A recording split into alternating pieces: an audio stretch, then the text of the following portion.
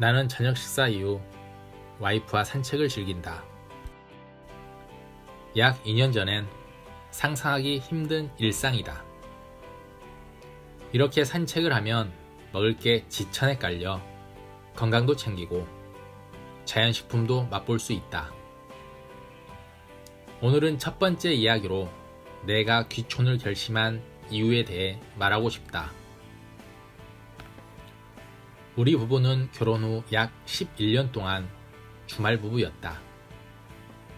그 기간 와이프는 육아와 일을 병행하였고, 첫째는 돌이 되기 전에, 둘째는 6개월 만에 가정 내 어린이집을 다니게 되었다.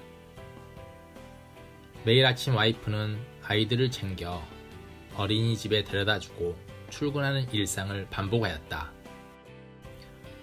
엄마 마음을 알 길 없는 아이는 등원하기 싫어 자지러지게 울며 엄마에게 손을 내밀었고, 냉정하게 돌아선 출근길에 와이프는 수없이 많은 눈물을 흘렸다고 한다.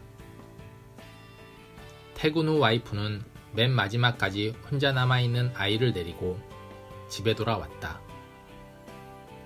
그러나 우리 아이들은 중이염을 많이 앓아 평균 이상 병원을 왕래하였고, 당시 야간 진료하는 아동병원이 많지 않아 기다림은 길었다.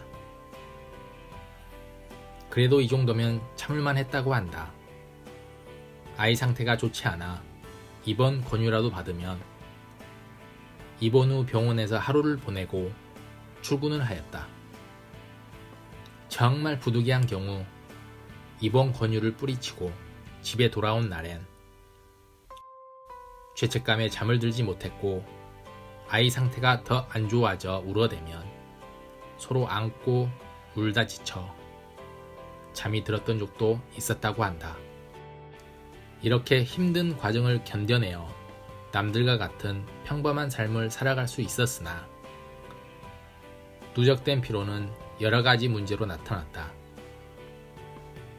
와이프는 심신이 매우 약해져 있었고, 그 때문인지 분기별 행사로 대상포진에 걸리고 허리 디스크 파열로 수술도 받았다.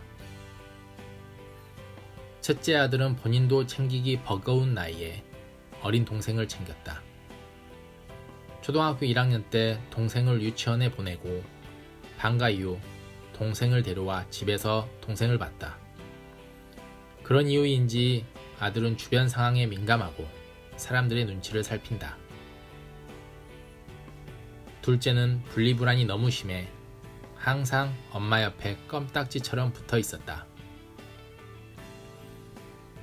정도가 심해 같은 공간에 있는 걸 알면서도 엄마가 눈에 보이지 않으면 울면서 엄마를 찾아다녔다. 조금 더 시간이 흘러 첫째 아들은 와이프가 케어하기 힘든 상황이 되었고, 나도 더 이상 이런 생활에 대한 회의감이 극에 달해 주말 부부를 끝내기로 결심하였다. 와이프는 직장을 정리하고 아이들은 전학하여 내 직장 인근으로 이사를 오게 되면서 우리 가족의 시골살이는 시작되었다. 시골살이 후 아이들이 제일 좋아했다. 전에 살던 곳에서는 방과 후 학원을 돌며 집에 와도 아무도 없는 공허함을 느꼈다면, 여기는 학원도 없고 자연을 친구 삼아 놀며 집에 오면 항상 엄마가 있는 환경에 너무 만족해하며 정서적 안정을 찾아갔다. 우리 부부 또한 신혼생활을 하는 듯 행복했다. 얼마 전 이웃과 나눈 대화 중 나는 이렇게 말했다. 내 인생의 가장 잘한 선택은 이곳으로 이사를 온 것이다고. 아마 이 시대 대다수 사람들도 힘들게 살아가고 있겠지만, 무엇이 소중한 것인지 되돌아보며 진정한 행복과 삶의 의미를 찾아가길 바란다.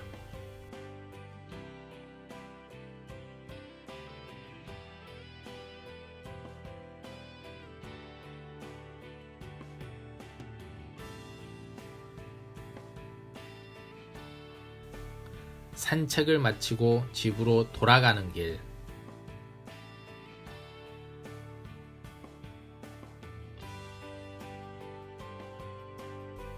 일몰이 참 멋지다. 내일 아침에 또 보자.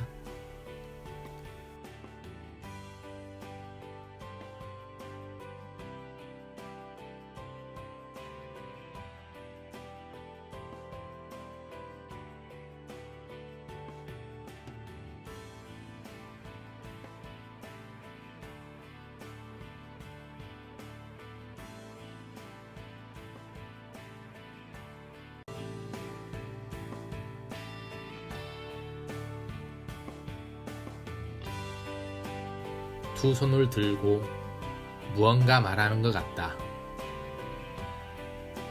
미안하다. 이따 보자.